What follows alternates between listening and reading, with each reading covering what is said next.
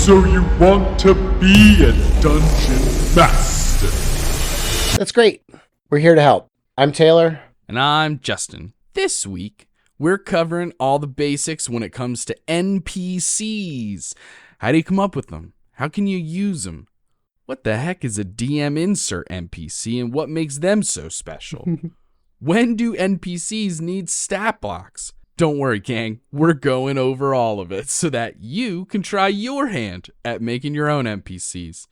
They can help your players, your story, your world building. So let's start talking. I feel like we're already talking.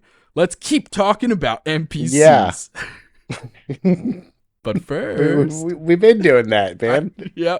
The scriptwriter needs a little bit of help. let's get to the bud first here. But first, always gonna be about first. Hey Taylor, Hey Justin, what's one of your favorite NPCs and what makes them so gosh dang memorable? I almost said handsome. For some reason, that was the word I almost. I was like, that don't make it. That's not what I mean. What makes them so memorable? Yeah, so I think I've talked about the Tonys before. Like this, I have a bunch of random people like in every town that have that are named Tony. But that's more of just I need a quick NPC on the fly. There is one that I feel is like an actual memorable thing, and he's like, my party decided that they were going to radicalize the youth in the area. Hell yeah! So there's a kid, Tommy. He's the leader of the local local youth ruffian gang. And every one of my characters is basically just some kind of weird mafioso who just smacking people. Hey, what do you think you're doing over there? You stupid kid, get out of here. But just the level of ridiculousness that happened with him, like they got these kids to like firebomb places before.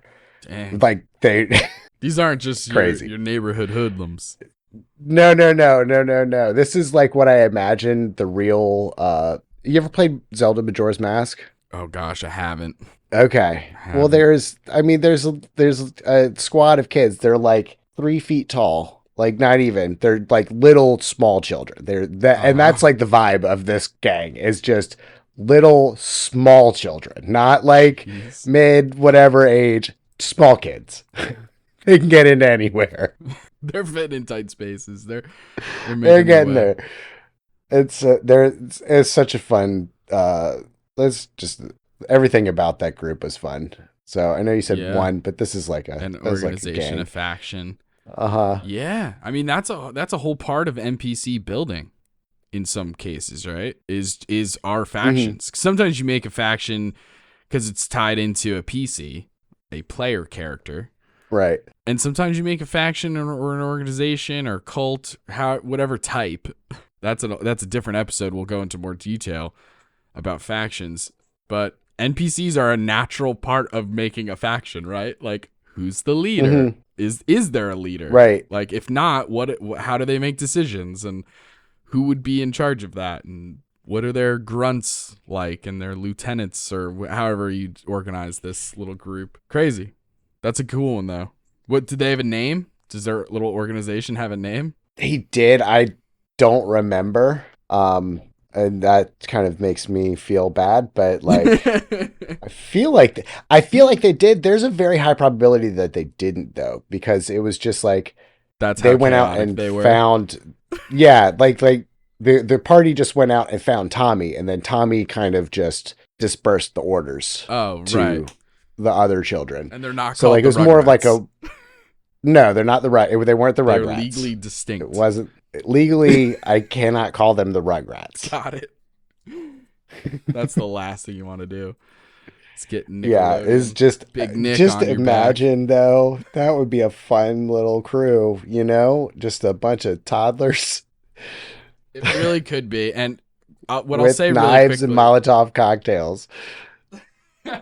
What I'll say really quickly is our friends over at Even Footing Games, they came up with a game called Babies and Broadswords, and it's kind of this vibe. Okay. It's a little like... That's pretty cool. It's a little lightened up, Like your character doesn't die. Like your character just like feints, kind of. So it's definitely it's not Pokemon rules exactly like what you're talking about, but it is really cute and fun. I played a game, and I'm not even that into kids, and I was like, this is fun though.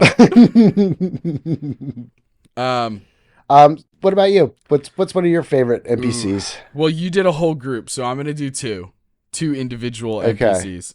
Sure. The first one is the Birdman. The Birdman's good. I love the Birdman. The Birdman I probably have talked about in previous episodes and stuff like that if you've been listening along, because I talk about him a ton. I bring him up to other DMs. He's like just a fun character to play, and the concept and everything. It was one of the few times where an NPC, I did come up with an NPC on the spot. I'm such a big prepper. Everyone knows that normally most of my NPCs are pre-thought out, right?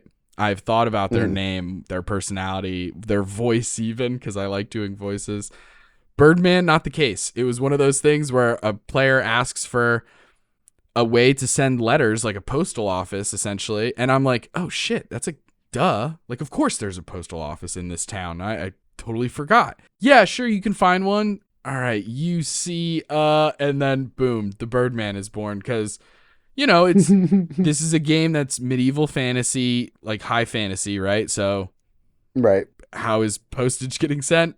Birds, mostly, I guess. Birds, yeah, obviously. So, I quickly had thought of the idea of, well, there's different kinds of birds. Justin, I love birds. And I think when you world build with something you're passionate about, it comes off and it pays in spades. Because I started thinking about all the different kinds of birds, and Brendan Lee Mulligan made an interesting point about how stupid J.K. Rowling uses owls are the slowest bird. And how dumb it is. And I was like, dang, that's so funny. But what if that is like a thing? Like, you know, in real life, when you're paying to send a postcard or something, you can express it, you can overnight it, and those cost different money amounts. Right. So same thing with this is like, listen, if you want to send a pigeon, no problem, I got you. That's normal rate. But if you send a fucking falcon, it'll get there way faster. And then from there, I'm riffing now, and it's like an albatross can get you long distance. If you need to. What if you want to send a voice message? Here's a parrot. It'll like repeat back what you say. If you want to send like the equivalent of like one of those telegrams where somebody shows up in like a costume, you know, a singing gram kind of thing, send a peacock. Send a peacock. Jeez. Now you have a fancy message, telegram, all this different funny stuff. And then from the conversation between myself and the PC who was interacting, I think she had somehow was like, oh, is this okay? And she like wrote down the address or like something. And so then I'm riffing, and I was just like, oh, he can't read. He's illiterate, because that's funny. He's in charge of the mail, but he can't read. The mail guy can't read. Yeah. But also, like, let's think really quickly, like think logistically. Like, he has to somehow be able to tell where these are going, obviously. Or like who's getting them and who they're for and all this kind of shit. How can he do that if he's illiterate? That's right. He's got birds who can do it. So the birds are the ones actual masterminds of the whole thing. He's just the only one that can talk. Yes, exactly. He's the stooge of the operation. Right. The whole thing was just such a blast. So that was a really fun NPC. And the second one, I won't go into super great detail because it's something that we're going to talk about later, which is like a DM-insert NPC. And they didn't start that way. They started as just like, all right, here's a business, and the business needs a business owner. Here's the business owner. And then through the interactions of the PCs and like, oh, they're really getting to know this character and like getting closer, and they're doing jobs for one another and helping each other out. Like, this character is now more important in the playing of the story than I anticipated. And so I have kind of retroactively turned them into a DM NPC. And that is, their name is Trinculo, based on a Shakespeare character from, what is it called? The Tempest. Sorry, that took me way too long. In The Tempest, there's a character named Trinculo, and they're kind of like a little bit of comic relief, kind of like a court jester kind of vibes, just like a silly character that's very funny. And that name just sticks in my head, you know? It's a good one. It's a good name. And Trinculo. And I found a piece of artwork on, like, I think Pinterest or something like that. And I wish I could give credit to the artist, but I don't know who it is. But it was kind of like a drawing combination of the Joker, like cartoon Joker, mixed with Dr. Frankenfurter from Rocky Horror's Picture Show. Horror. So it's like paper white clown face with like bright red lips, like kind of shoulder length, slicked back, bright green hair, and then like kind of, fishnet stockings, a corset, like, you know what I mean? Like it was just like this incredible cartoonish, it was like done more cartoon style in terms of the drawing itself. And it was just perfect. And instantly I was like, this is Trinculo. I love them so much. I can't wait to play as them. And it really is so much fun. When I play their voice, because they've gotten upset a few times, not like at the party, but like near the party. And it wasn't directed at them, it was directed at somebody else. But their voice went from kind of being like, oh, hello, everyone's here, fantastic. I'm glad you're here, though, because my enemies have decided to wrong me. And I am going to kill them, probably bring them down to the bottom of the ocean, keep them alive for eternity so that they drown in perpetuity. How does that sound? Pretty good. Like an absolute psychopath. I have so much fun with this character. They're just crazy enough to where even though I've displayed godlike abilities in this random NPC, the party, without having to ask me, Justin, the DM, they know they cannot go to this person for just like free help. Right. Because they're so crazy. Like at any moment, Trinculo could turn on them. So like, even though it's like, oh, this person could do anything. We've seen them like bend space and time. We cannot ask them for help. Yeah, this person is absolutely a menace. Unhinged. But that's Trinculo. And let's get into the basics of NPCs. Let's get right into it. Sure. So, what is an NPC? An NPC stands for non-playable character. I don't know why I said it like that, but like really and honestly, that is the definition of what an NPC is. Basically, the NPCs are the people that are not the players. Mm-hmm. That's exactly it. Think about any video game. Like Taylor brought up Link, or more the Zelda video games. Majora's Mask, Link, yeah. But you are Link. You are the PC. Everybody else in that game that you're interacting with, they are NPCs. Like, you think of them as, like, if you were talking to your parents, you would say, that's the computer. At least when I talk to my parents, that's how I say it. They're like computer characters. Yeah, they're the people in the world that your players are going to interact with. Yes, absolutely.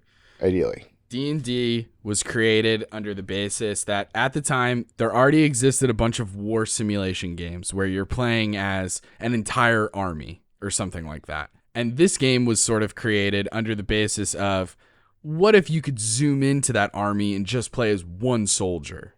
And then it built out from there, kind of. So everyone around the table, Dungeon Master not included, all the players are playing one character each. The Dungeon Master is playing everything else. And an NPC is just a character that you, the DM, are playing. They can be evil, they can be good, they can be inconsequential, they can be important to the story, they can be a footnote that won't even be written down. It doesn't even deserve a footnote. It could be so many things. Mm-hmm. It's a very big, broad term. So, yeah. How do you make them? How do you make them? How do you make an NPC? Well, I guess that's what an interesting question. I guess there's two ways. There's the way that's planned. Yeah. You're planning on making an NPC, and then there's the improv NPC, right? Yeah. There's the one where the players are like, hey, can I talk to somebody on the street? Can I ask somebody on the street something? And you're like, oh shit, yeah. You see, give me a second, a dragonborn. Mm-hmm. They're a blue dragonborn.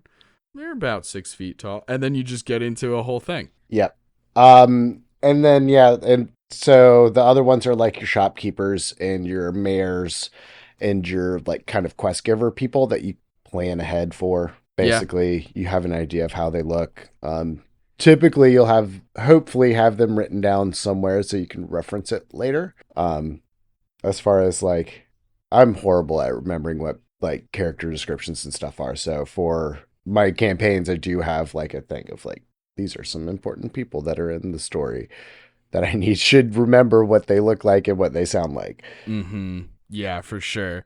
I also am big on including small descriptions of different NPCs that I know are going to be reoccurring. Mm-hmm. That's like a big part of it. Is like, it obviously it depends one shot versus campaign and all that stuff, but like, yeah, how likely are the players going to interact with this character, you know? Right. Is it just a total rando in a random fish shop and it's just like, all right, well, it's a port town, so they gotta have a fish shop, and the person who owns the fish shop, like, I'm the type of DM who, like, I will write down what the fishmonger fucking looks like, what their name is.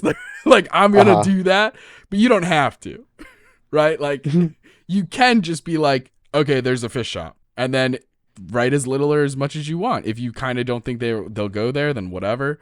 You could just write down Dragonborn, or like a classification of people, like, or a species or whatever. You could just write down a quick name and just be like, yeah, this guy's name is Salmon. Done, because it's a fish shop. And how in depth you get is going to vary based on why you're making that NPC. I think that's maybe where we can start. Why are we making NPCs?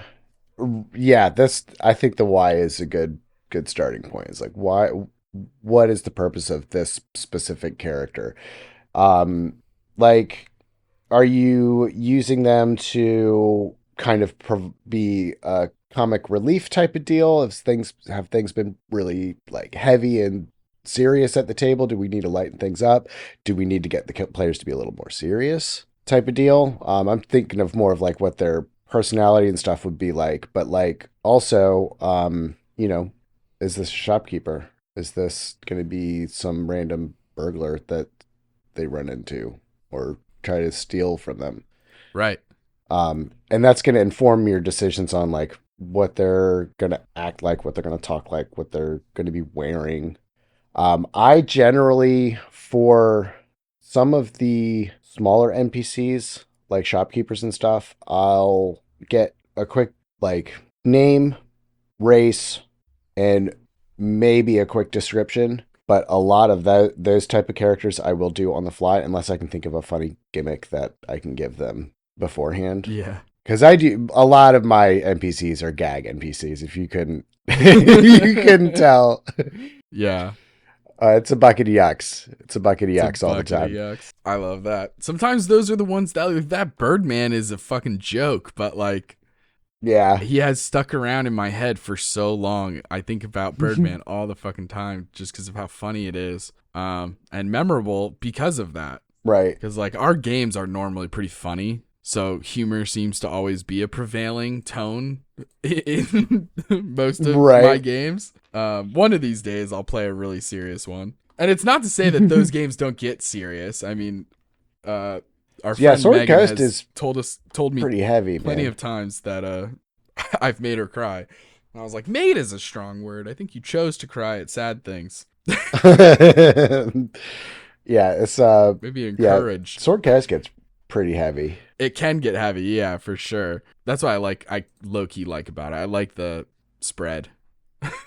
Yeah. The roller coaster of emotions. But I totally agree that I think why you're creating the NPC is such an important place to start, and it can influence a lot of your decision making in the process, both from an improv and a planned, right? Like, in the scenario, in the example I gave, it was a PC asking, "Hey, can I ask somebody in the street for like either directions or to see if they know what's going on or whatever it may be?" Right? Well, you as the DM, what is going on? Like, is there like an event going on and that's why they want to ask a stranger what's up? Or are they asking for directions? Okay, that's why they're asking. That's why we're creating this NPC, to appease this request. And then you say, yeah, sure. There's a huge event going on in town. That's why everyone's bustling around. Here's just literally anyone who's going to that event or knows about the event or whatever. Mm-hmm. And one easy trick is you can have something open, like, for example, fantasy name generator, not just for I don't personally use it a ton for names. Sometimes I will if it's a complete throwaway character. Right. But what I like about it is when you have it open and you go to, what the hell is it called? Under pop culture, then you go under Dungeons and Dragons. Not only do they have an NPCs thing specifically, but they also just have Dungeons and Dragons as a category under pop culture. And they have a huge list of different playable races. It's with little pictures. It's so helpful. Do you know what I mean? Like, it just has a list. It goes alphabetically from Aarakocra all the way down to Yuan Ti. So I can just kind of glance at this list really quick and be like, yeah, you see in the street a genasi. They're a water genasi walking down the street, and sometimes I'll focus on clothing.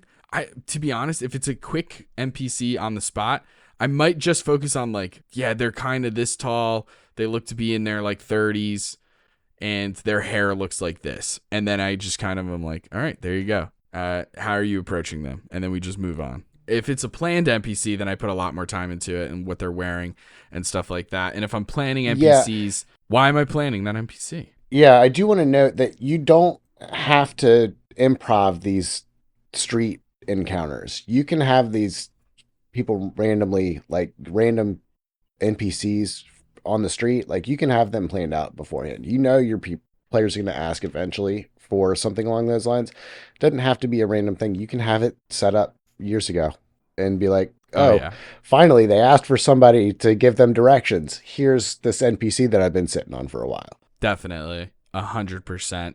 It's always nice to have. It could be as simple as a list of random name races and the super basic stuff where they can kind of fit into any slot.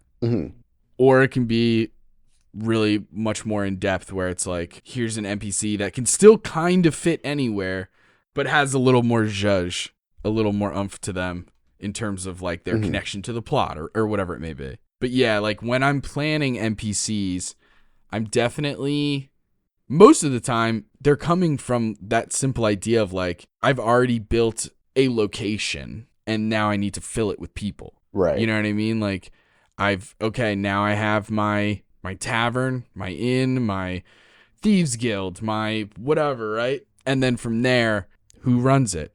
Who's inside of here? Every time I build inns and taverns, I like to build out like the people who could be in there also, like the patrons.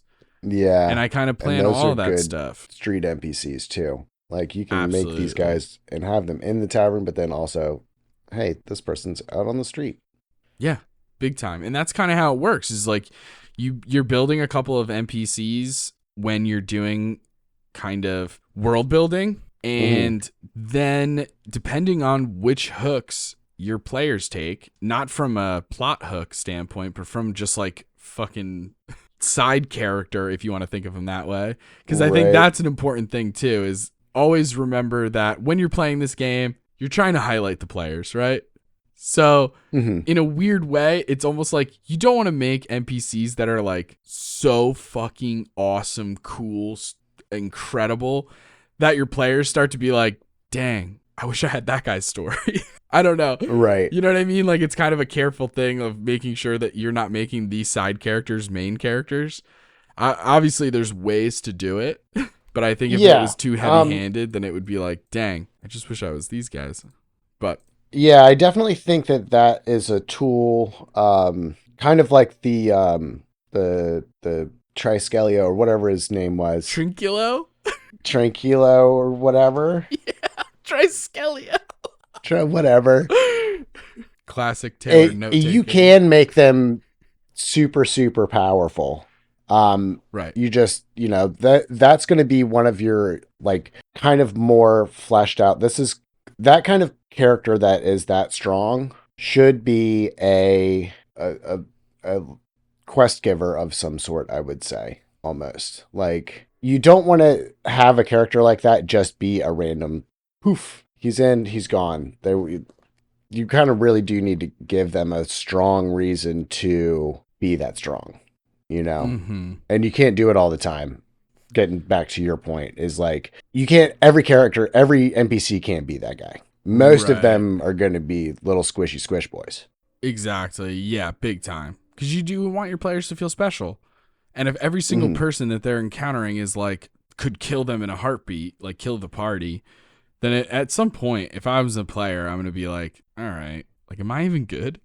I should have just stayed home. Like, why are these? Because then it starts to get into also like kind of breaking the story in a way of being like, why aren't they doing it? Like, why am I fucking going on adventures when these guys are so fucking cool? But yeah, let's So yeah, we talked about some of the reasons of why to make NPCs. We talked about doing it through locations. We talked about kind of the information givers or quest givers and stuff like that. There's also just like enemy NPCs. Like, you're going to be making bad guys.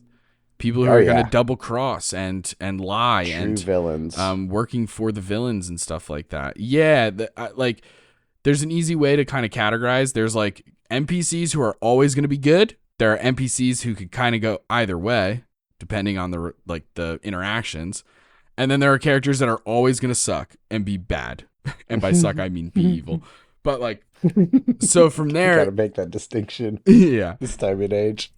So then you got to think about like, oh man, there's actually so many reasons that you would make NPCs, because you're going to make some NPCs based on a character's backstory or like during character creation, you know? For example, hey, I'm playing a rogue, you know, my dad was captured by an evil enemy thieves guild and is still in their prison, and well, now the dad is an NPC, right? Like, your player kind of invented an NPC, which is another part of NPC creation. Sometimes you're working with the players, right? Which is beautiful, and it happens all the time. Actually, I shouldn't just say sometimes. It kind of depends. But yeah, that's going to happen a ton when like they're creating their character, they're by relation potentially creating a ton of NPCs around them. Like, they might bring up, hey, can I play a character who's part of a really hardcore library organization? And I say, heck yeah, that sounds dope. Let's do it. Well, indirectly, you've created an entire organization and therefore a ton of NPCs that wouldn't have normally existed. Now, I'm coming up with like the finer details, but there's got to be a leader of the organization, a leader of this branch, a leader of that branch, then the whole thing. And then there's people that you went into training with, all this kind of stuff. And Justin, that sounds like an awful lot of people. Do I need to sit down and write out names and costumes and like all of that for each one of these people? Absolutely not. Absolutely not. No? You can. You don't have to. You can also, like, for example, I came up with the highest person in the organization that you would interact with. Right. Because there's technically a person higher, but guess what? They're on the other side of the goddamn continent. I know what they look like. I know that she's an older Furbolg woman, because I think that's a lot of fun. But that's it. So I have like higher ups, essentially, like the authority figure, the person who's above you, your boss, however you want to think of it. And then one or two peers. You know what I mean? Right. And that's it. That's what I feel comfortable with prepping. And then if I have to prep anything past that, I'll do it in the moment. Yeah. And because I already have some NPCs set up, the new NPCs that I improv on the spot, at least I have an idea of like what I'm not going to do, because I already did it, right? If I have one of the NPCs in that library organization, spoilers, this is a real detail, obviously, not just a random idea I came up with, but one of them is a crocodile lizard folk. So, you know, the new NPC that I come up with isn't going to be a lizard folk. It's going to be something else. Maybe an Aarakocra, maybe a half elf. I don't know, you know? Right. So it makes it that much easier. And you just have a library full of crocodile people. You ever think about that? I think it's making me think of an underwater library and how that would work, because all the paper would normally get wet. But how does that look? Yeah, and then just gross. have a bunch of crocodiles swimming through it? Sounds just a dope bunch as hell. of, there's nothing different. It's just a bunch of soggy bugs. That's even better. That's really good too. But it's like one of those things where like it's like that Remember those infomercials for like moon sand or some shit like that, where you could play with it in the water? Yeah. One thing, but then when you took it out of the water, it's something else. So like the books are fine if you read it underwater. As soon as you touch them with air, fucked. They disintegrate. So good. You gotta ward off alligators as you're reading. Right, exactly. Dude, because they don't want you to read their books. There's an entire fucking encounter right there. For free, you guys. You just got a whole encounter for free on the spot. And that's what I mean. You build one NPC, it bounces into another. Uh-huh. You think of, okay, here's an NPC and they're enemies with, I don't know, maybe it's a cool idea to have two thieves guilds battling each other. All right. And then now you're world building through characters. Mm-hmm. So it can happen in so many directions. It's really like what works for you. And it could change story by story, right? Like sometimes I'm coming up with characters first and building the world out from there. And sometimes it's the reverse. I'm building the world and then I go in. And there's not a right or wrong. It's whatever works for you. Yeah, and it depends on the scenario and depends on the story which way you go with it. Like, is this location super important? Like, what's most important about the encounter that you're going towards? Is it the people or the place? If it's the place, then a lot of the people are going to be molded to fit into that location. Whereas if you're going with the people, you can go a lot more diverse, and then the location can be a little more fluid. You can kind of put that wherever. Absolutely. 100%. And so what kind of, how do you figure out like personality traits and like kind of quirks? Because I do this as my own, I've admitted earlier at the top of the episode, like I have trouble not doing like mobster mafiosos as my go-to easy NPCs. Do you have like a list or like something that you go like? Do you have a where do you get like a reference for like some kind of weird quirks or personality stuff that you can do with your characters? Oh man, I think it's kind of like 2 or 3 different places depending on how I made that NPC. Like if I made them first and then built the world around them, or vice versa. Because it's like sometimes I'll get ideas for their personality and like what's going to make them stand out and be memorable and like quirks to fall back on, just from like a role-playing standpoint, just to make myself more comfortable role-playing as this character. That sometimes that's like why I give them a quirk or a personality thing, like some sort of anchor point to fall back on when it's like somebody asks something and I'm trying to just stay in character. Maybe this is almost, and I took a drama class in college, but it was more about the writing and less about how to act. You know what I mean? It was like an English class, but we did do acting, but it was like table reads kind of. And as much that class was so much fucking fun actually. But in order to stay in character, sometimes it's not to like immerse yourself in that character for the moment that you're playing as them. Sometimes it's nice to have some sort of anchor point, something to like hold on to. And it's the same with like accents and voices, that for me at least, like if I'm doing this specific voice, like what is the phrase or the words that help me get into that very quickly? So like if there's a very specific voice that I can do, and it's based on the executioner from Shrek, the one who says, "Pick number 3, my lord." So obviously it's a good voice. All I have to do is just say that voice. So I just mute myself for a second when I'm playing when I'm like, this is what he's going to sound like. And then I just mute myself so that my players can't hear it. And I go, "Pick number 3, my lord." And then I unmute, and then I'm like, "Yeah, I could probably help you. What you guys think? You want me to show you where the river is?" And then boom, I'm in it. And like, so that like what voice I pick has a lot of personality things in it, Yeah. Sometimes it's the voice, and the voice that I choose to use dictates some personality. And then sometimes it dictates personality in the sense of like, I want to like break a stereotype. So like normally you would think that character, and this is true for the executioner, is dumb, right? Right. But yeah. What is it like if I do that voice and I'm incredibly intelligent? That also is interesting to me. So It could be either side of the spectrum really in funny that sense. take. And it's the same with That's a really funny take.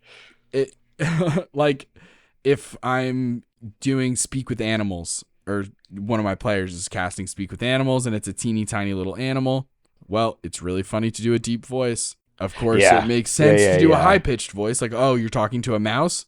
It makes sense for me to be like, how are you doing? I will slay your enemies. That's funnier though. That's what I want to do. Talk is over you. a really deep Simba, just Everything the light touches is yours. like, I love that shit for a tiny little tree frog. I think it's funny. Or like, that is hilarious. Adding some gravel to a small, you decide to talk to a tiny bird, and the bird is just like, yeah, how you doing? How you doing? Hey, fucking guys. I'm gonna poop on you. That's funny too. That's also very funny. So sometimes it's that, and that dictates some personality things. I'm playing on expectations. Right. But those are kind of throwaway.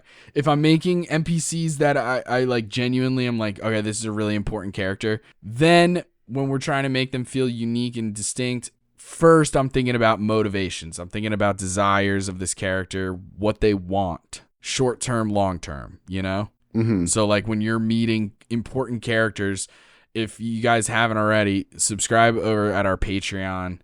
The link can be found in the description. The link tree gives you access to not only our Discord, but also the Patreon. And if you're at the Adult Dragon gang level, then you get access to bonus action where we do extra episodes. We talk all about our campaign, our home game. Mm-hmm. And in that home game, there's a character named Dragonsbane. And Taylor hates him, and Taylor's character hates him. He's an asshole. He's the worst, dude. Double crosser. He's the absolute worst. So he's a great example. He's dead now, though. He's dead now. He's dead now. As far as you know, he's dead now. Because you didn't... you just cut his head off and kicked it down the street. You didn't destroy his head. There's no disintegration, technically. Don't do this, Justin. Don't do this. Because I'm going to have to break Kaladin more just to make Dragonsbane die more. Something tells me you're going to continue to break Kaladin whether or not. You're not wrong. I mean, you're not wrong. I might as well get something out of it by continuing to break Dragonsbane until you disintegrate his whole body. God bless it. Anyway, so he's a piece of shit, right? And he's a piece of shit. So now when they first meet him, when the party first meets him, they're like, oh, this is the general of the military that is part of Waterdeep. Pretty high-ranking guy, so that's dictating some things. He's a high-ranking military official. That already we have 1 point of motivation. Motivation number 2, he is a fucking traitor and is working for the big bad evil guy, the BBEG, Corvus Cancer. So that makes him a liar and evil. There's a huge motivation. Evil. The third, he doesn't want anyone to know that he's evil. Kind of plays into the lying aspect of being a fibber. And all this stuff. Fibber telling fibs. So these motivations shape who he is. And then from there, because that also, a lot of those motivations, with the exception of the general of the military thing, them being evil and also trying to cover their tracks and not be connected to Corvus Cancer, even though they inextricably are, that is a motivation for a lot of the Knights of Cancer, a lot of his henchmen, like high-ranking henchmen, right? Like, they don't want you to know that they're working for him. They just are, because the whole campaign is called Sword Coast Coup, and one of the ways to perform a coup is covertly. Yeah, I would say kind of like one of the most successful ways. I would say. Yeah. Sometimes you just drive a bunch of tanks through the Right. I mean, there's definitely just overwhelming military force is one option, but also sneak in there. Sneaky. And so sneaky action. When I'm deciding on how to role play and create these evil NPCs, I'm thinking about, they have that motivation. Their other motivation is like, how are they helping Cancer? Like, what are they trying to do? what are they pretending to be? That helps, Yeah. like their job essentially, right? And I can also get into like from almost a combat standpoint a little bit. Like these are particular NPCs that I know the players are eventually going to fight. So I have stats for them and stuff like that. So also thinking about their class and thinking about their subclass and all that kind of stuff, what they're good at. Dragon's Bane, he has the name Dragon's Bane. Guess what? He's wearing dragon armor, like dragon scale armor. That makes sense. What? He is a paladin and a warlock. So that ties in some of his decision making and stuff like that. When I'm making the Samuel Sabbath character, he's an evil bard. That means he's going to be really charismatic. He's going to be able to perform in one way or another. What does that look like? You know, like thinking about all these different things to make them stand out and stuff. And then also then tying a voice onto all of that. So I think it comes from so many different places. For me, at least, when I'm creating these NPCs, it comes from so many different places. And then when they're really important characters like Dragon's Bane, and as much as we love to hate him, he is an important character, right? The leader of the entire fucking Waterdeep's military. Yeah. Very close to the leader of Waterdeep, tricks the party, is hunted by the party ruthlessly for levels and levels of the story. So I also go the extra mile. I'm going to give him even some backstory shit. And that's influencing things, right? Like you guys had captured Dragon's Bane first. Before you killed him, you captured him and threw him in jail and were asking him questions. And his entire response, he had turned from like, I am a loyal subject of this evil guy to like, I'm full fucking zealot, right? Like I remember you guys asking him questions and like he's undergoing like solitary confinement and like hardcore conditions in prison and stuff. And his response half the time was like, fuck you guys. Like, go ahead and kill me so that my soul can continue to help my dark lord. Like, it was bad. He was full gone. Nothing you guys could do is going to turn him. He's gone full zealot in that way. And so I had to come up with, like, why that was and all this stuff. What was he promised? Why is he doing this? Like, why is he turning his back on his military and on his old friends and stuff, right? And for him, it was because he's been in the military for so long and he's been fighting all these wars and battles, and it's just like, okay, now there's the next one. Now there's the next one. And it just got to a point where it was like, why are we even fucking doing this? I hate this. I'm supposed to be a good guy, but like bad guys seem to just pop up all the freaking time. There's no ending this. And so finally he decided to try what it was like to find the bad guys, finds Cancer, who is a master of negotiation and tactics. So is like, hey, there's always going to be battles and wars until the one war that can end all wars. And that was kind of the pitch. Why is there always like, oh, there's no more wars because I'm going to end it all. Yep. It's never stupid. Show them more peaceful ways with violence. We will force peace upon them. Right. They're going to meditate whether they like it or not. Brutal. But he's not dead. He's just meditating. Seriously, right? So that's how I like making NPCs and stuff, and like making them feel unique and stuff, and really trying to get in there with the like motivations, wants, and desires. I think when you can do that, it makes role playing easier too. Yeah. You know, like I know Dragon's Bane has these things that he's trying to set out to do, and then, you know, short term, long term, thinking of it that way. Long term goal, we got to get Cancer to win. Short term goal, I got to trick these motherfuckers so that they go undercover into this cult so that I can throw their asses in prison later. You know? So how do I best do that? Like, incredible. The more I think about it, go for it. As far as like coming up with ideas for quirks and traits, kind of circling back a little bit, I steal from everything. Oh, yeah. TV shows, books, movies. Yeah. And like one of my favorite things to do is to actually come up with character sheets for characters in popular media. Like, for sure. Kaladin I did not come up with Kaladin. That is stolen straight out of a book. Batavian is just a character sheet I drew up for Batman. Mm-hmm. And those are like PC player characters, but it works also. Like I've had, I don't know if you've seen Full Metal Alchemist, but I've had the Lieutenant Armstrong guy Right. with the muscles and all that. I'm trying to think of some other ones. I'm pretty sure Mustang was in there too. I've had a handful of other ones from like weird anime, like type of things, just because Yeah. I don't know, the aesthetics are cool, man. Yeah. So don't think that you have to come up with all this stuff from scratch either. Like you can totally just steal NPCs from other stuff. Yeah. 1,000,000%. I did that with you guys where I had Mike Guy. I had Guy from Yeah. Naruto. Yeah.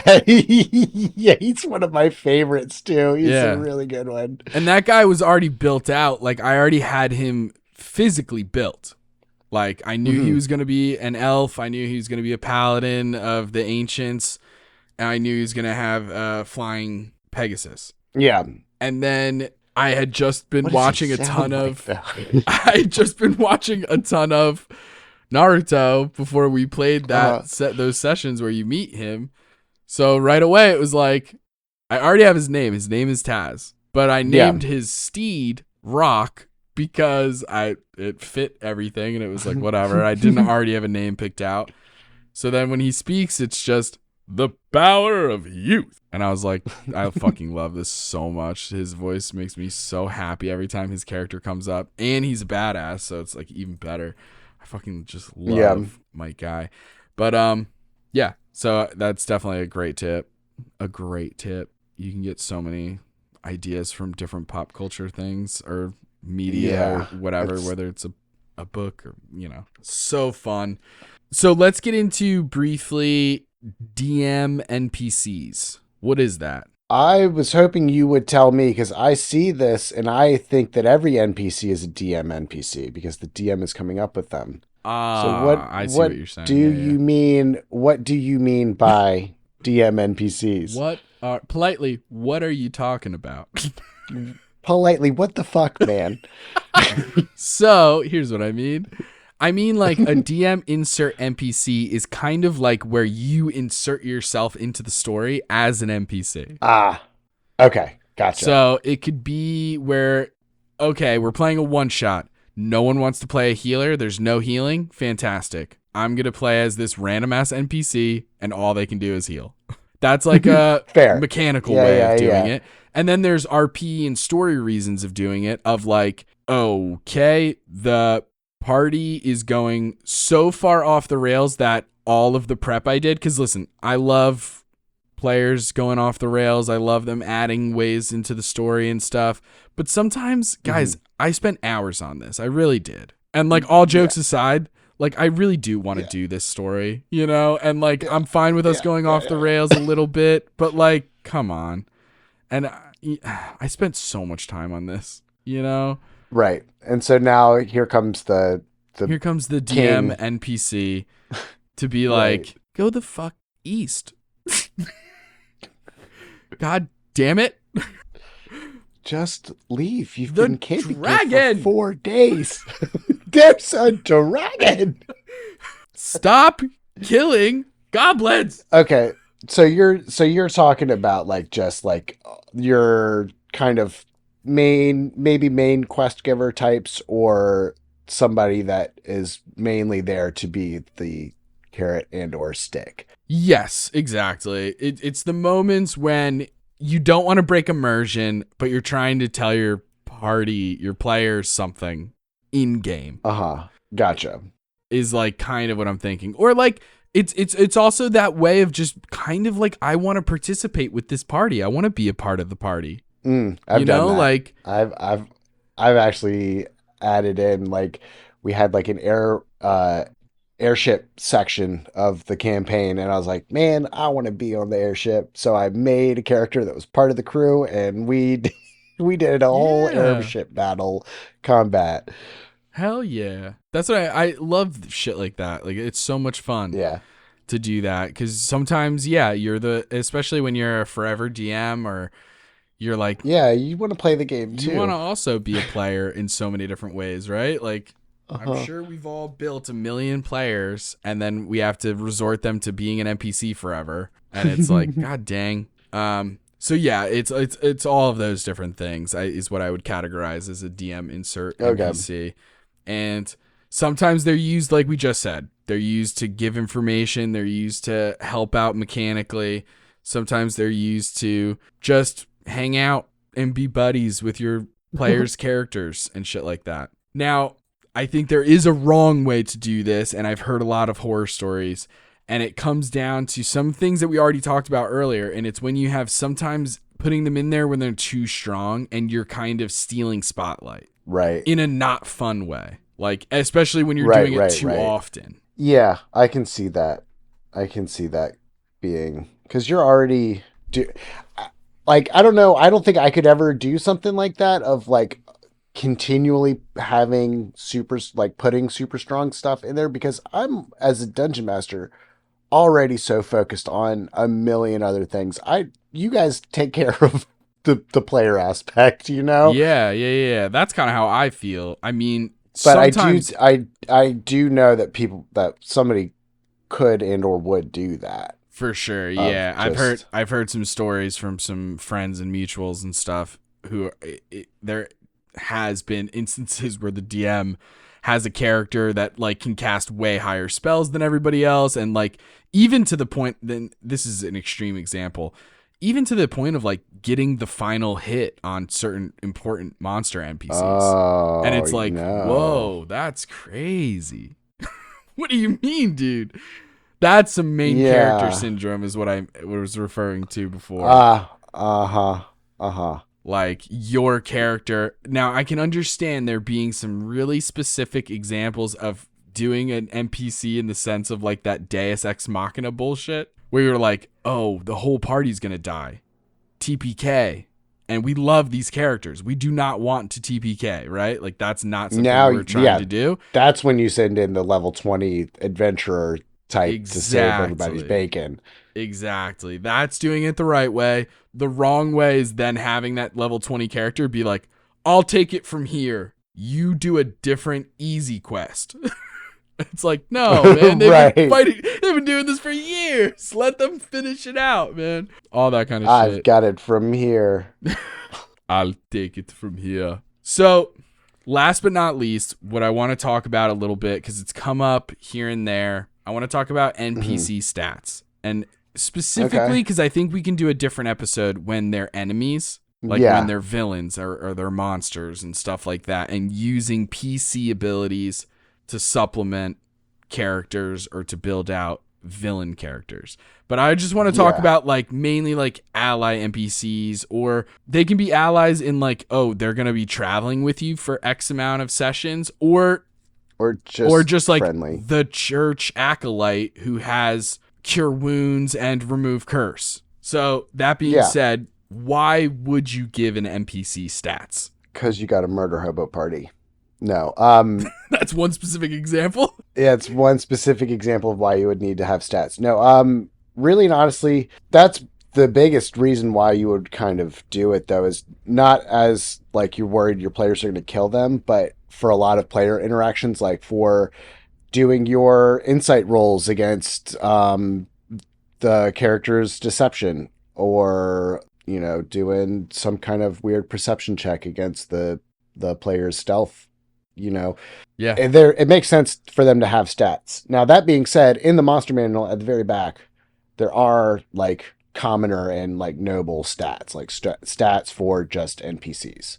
Oh, yeah, absolutely. If you go to D&D Beyond is one example, but there's also other sites like Wikidot and stuff like that. And there's it counts because we're looking under monsters, so it counts as a type of monster and stuff. You can click on humanoid as the type. And then what I like to do, because, hey, guess what, gang? It's fucking free. If you don't want to give Wizards of the Coast money, this is free. You can do this right now. D&D Beyond, click on humanoid, lower right-hand corner when you open up the advanced filters, click on basic rules, filter monsters, bingo, bango, acolyte, archmage, assassin, bandit, berserker, bugbear. You know what I mean? Like, you got 2 pages full of free stat blocks for a ton of humanoids, most of which, not all, because bugbear is like, obviously it's a bugbear, but like most of which you can make any species, any race or ancestry, any alignment even. You can make them good or evil. And some of that you don't even have to pay attention to. The bugbear, it's listed as chaotic evil. You want a friendly bugbear, why the hell not? I say more power to you. Yeah. Justice for the bugbears. Part of my presidential campaign. We haven't talked about it in a while, but I want to get in a quick plug. Please vote for me for president. I stand on the platform of death saves for monsters. Okay. Oh my God. So many cool options here. But I agree. I think what you're kind of getting at, Taylor, in terms of why do we give NPCs stats is because, hey, as much as we love the storytelling aspect of this, it is a game. And that game has mechanics. Yeah. To the chagrin of some people who maybe there are other games. But if you're playing D&D, part of the reason you're here is the dice element, which is part of the mechanics. So yeah, it dictates how you're gonna do things. Does the priest see you slipping some stuff into the holy water basin? You gotta roll some stuff and see what those things are. Does the party notice the freaking awesome bugbear sneaking up on them? You gotta roll some stuff. There's things to know. There's saving throws. There's stat blocks, skill checks. Yep. Senses like dark vision or not. Like there's so many different options. Not to mention a lot of stat blocks will include like spell casting. I just pulled up the drow. They have dancing lights. Yeah. They have darkness. They have fairy fire. Yeah. Like those don't have to be combat. There's a level 6 NPC block for a mage that has, they're it says a 9th level spellcaster. It's a CR6. Oh yeah. But like it's got all of the stuff, and it's tagged as an NPC. There is actually a special tag that you can go under for D&D Beyond. Yeah, they do have a great filtering system. NPC search for specifically NPCs. But as a general rule of thumb, though, just kind of touch on it real quick. Like if we're dealing with a commoner, like this is the easiest stat block to remember because it's literally +0 across the board. They have 4 HP. Yeah. They are common. It's actually technically a CR0 monster. Because they have an AC of, it's literally all 10s, 10 armor class, and then 10s for all of their abilities, and then they get 4 hit points. Or if you're feeling frisky, you could roll a d8, but chances are you'll get lower than the 4, so let's just stick with the 4 as the average. Yeah, that's going to be like most people for the most part. Most people are going to have those stats. Yeah. And then you can build off of that too. Tweak that. Exactly what I was going. We're on the same page. you can take the commoner stat block, and maybe they're, you want them to be a little, world wise. Give them a +1 in wisdom. Give them 12 wisdom instead of 10. Or you could, give them a little more strength if they're like a brawly tavern fighter type. Give them a +2 strength, something like that. Yeah. And some of that you can just do on the fly because like you're like, oh, I don't really expect them to run into this tavern all the time where this person's trying to, negotiate for better prices on the drinks. So, right. Okay, they're rolling a deception check or a persuasion check or whatever it may be, the player, I mean. So then what does this other person roll, or what DC am I looking for? And some of that you can just figure out. You don't need stats necessarily, right? You can just come up with a DC in your head. But if you want to do a roll against them, just give them, okay, they have a +2. Roll a d20 +2, and you just kind of on the spot. But yeah, sometimes the stats can give you cool inspiration for like different fun role play moments. Like if we go back to that 100%. Mage, he has mage hands, he has prestidigitation. There's 2 cantrips that can flavor how you do things. So when the players say, hey, we're looking for the inn, have you seen it before? Yeah, this NPC just casts fucking prestidigitation and shows you a picture of the sign outside the store. Like that's just fun flavor. Right. So there's a ton of options. Can you talk about your experience having NPCs as allies in combat and what that's like for you as a player, like from a player's standpoint? Well, it's kind of, I feel like it might be different at our table because usually when we have NPCs that are in our combats, you will hand the character sheets over to one of us. But as like, in general, I like it to an extent. I'm glad that it's not all the time because it Right. does kind of lead to that, overshadowing type of deal. Definitely. Definitely. Yeah. And sometimes it's like making them, like having them, they're tagging along for an important story reason, but like mechanically they're like not there. They're not on your guys' level. Hmm. That's what I would like to do in the future. I think would make more sense. And every once in a while, maybe there's just one NPC. I think in the past, my problem has been like you're with a crew of NPCs, and it's like sometimes you're with like a crew of NPCs, and I think that sometimes not only like it becomes a headache for me as the DM keeping track of all of them, because you guys will be in like a whole conversation, and then one of you will be like, what does that NPC think? And I'm like, oh, that's right, they're there. Fuck. And then they're talking to each other, and oh my gosh, it can be so much. And then combat can get a little too much and stuff. So like, yeah, I think I'm gonna dial back in the future just how many NPCs are helping you in a combat sense at once. And that could be as simple as like, yeah, you're traveling from A to B with 3 NPCs, but when combat breaks out, let's all just pretend like 2 out of those 3 NPCs, or all 3 of them even, they're fighting a different monster over there while you guys are doing your thing. You know what I mean? Right. But yeah, I think that's a big part of it is like, when your people are out, like your party's out questing, if they've got a NPC with them, the chances are the NPC is going to wind up fighting unless they're a yellow coward. yeah, or unless they're like intentionally given commoner stats, and then it's like, Yeah. the party knows. Yeah. Although, sometimes. Because it happens. I mean, yeah, it depends. Because like there was a time where you guys were in Sunny's hometown most recently, and for the Hunter Festival, you guys had that challenge, and then you ran into some bad guys, and you had Sunny's siblings with you. Oh yeah. And so immediately it was like the wizard in the group casts Wall of Force, covers them up, they're protected, and now has to concentrate on that the entire fight while you guys do your thing. To be fair, Deirdre wants to be concentrating on something all the time. Oh, I know. Trust me, I know. Get that +2 to AC. It's insane. Yep. Absolutely broken. But yeah. I mean, so then I think it really also is one of those things where like you have to remember when you're the DM and you're deciding I'm going to give this NPC like full stats, not just basic commoner stats where I'm just going to build on the 1 or 2 little areas that I need, right? Like an insight check, or maybe a persuasion, maybe a deception if they're evil, right? Things like that. But I'm going to build out a full stat block. Like this is an NPC who is traveling with them. This is the captain of the pirate ship that they're taking and is going to fight alongside them. You can start with a PC stat if you want. You don't have to, but if you want, you can. I would suggest like simplifying it a little bit.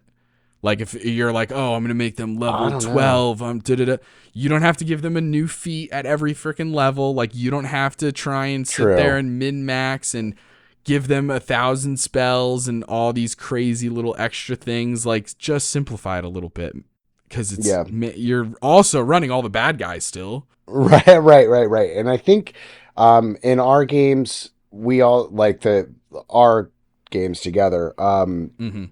Aren't the NPCs generally a level or 2 below us? Usually.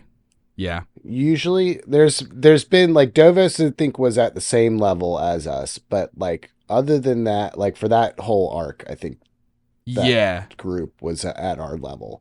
But generally pretty much after that, they've been a level or 2 below us. Exactly. Yeah. The way I've normally done it is like when you guys were fighting the stone giants, Wade was a level above you. Okay. I think Taz was Wade being the leader of the rebel group for those who don't know Wade, just based on name alone. Crazy. Taz, my power of youth guy. He was, I think, maybe the same level of you as you, and then everybody else was below. Okay. So I had a spread. It kind of makes sense for those two to be stronger. Yeah, and it was just like, they're the really good ones. They're the ones I want to highlight and stuff like that. All of the normal riders of Nesme that just, like, no offense to them, but just no-namers. They're just the most basic stats. Like, I forget if it was what commoner stat. I'm not using commoner, but I think they were like guards. Right. Like, it's one of those normal things in the back of the monster manual. Like, they're just basic, whatever. And what I wish I would have done is simplified them further. I knew that you guys were going to be running them, which is why I didn't make them like too simple. But in hindsight and in the future, you know, you can cast up to a 6th level spell. Guess what, dog? You get like one option for each spell level. And it's like that much simplified down, you know? It's like real condensed and concentrated so that it's like, let's be honest, I don't need another player or myself spending 10 minutes on a turn just deciding which spell to cast and having to look them up and be like, what's the distance? Is this concentration? Does this do fire damage because we're fighting a fire thing? Like, I don't need to do all that. I can just simplify it down to like, when it's my turn, here are the 3 options. Which option? And kind of speed things up and still make things distinct and fun and interesting, but also easier is huge. Prioritizing what you're going to be doing and stuff. Yeah, because you don't want to muddy it too much with like the combat itself having too many things in it too. Yeah, exactly. Because then your players are going to lose interest mid-combat because they're just going to get bored waiting. And it's like, it's a little different if you're playing in person because obviously you're going to be slightly more engaged just by the very nature of that. But, you know, you're playing online. I'm guilty of this as a player sometimes. You're playing online. You're not using cameras. You're just on audio. And it's 20, 30 minutes before your turn again. You're going to start looking at that Nintendo Switch with longing eyes and being like, dang, man, maybe I'll get a Baby Park Mario Kart in real quick. Yeah. I'll get a Yoshi track in real quick or something. So I think, yeah, it's definitely important to think about that kind of stuff. But man, there's so much to NPCs. They're so fun. They can be so simple. They can be so in depth. They can be characters that you'll never meet again in your life. They can be characters that in a way like join the party in some ways. It feels like I know I'm playing now Sunny's husband in one game. I play I play certain characters' dads. I play their gods and goddesses. We didn't even get into that. We'll save that for a Pantheon episode. But yeah, technically the gods are NPCs. Sure. I mean, holy shit. So much going on. And I think the only thing that I'm thinking that would really unite all these guys is that they probably all drink water. And if they had clean tap, I think that's really where it's coming from. You see that's all water, we can get into this time. You can find us on TikTok and Instagram at Soyouwannabeadm, or you can ask us a question at Soyouwannabeadm@gmail.com. If you like the episode, don't forget to give us 5 stars and a review wherever you found us, and check out our Patreon with the link in the description. Join us next time for more Dungeon Master tips and tricks. Bye! See ya. And now it's time to shout out our Patreon gang. We got our Ancient Dragon gang. We have Lee from the UK, who we can't wait to roll dice with. And if you want to shout out, you got to get at least in the Adult Dragon gang, people. Okay? See you for the next episode of So You Want to Be a Dungeon Master.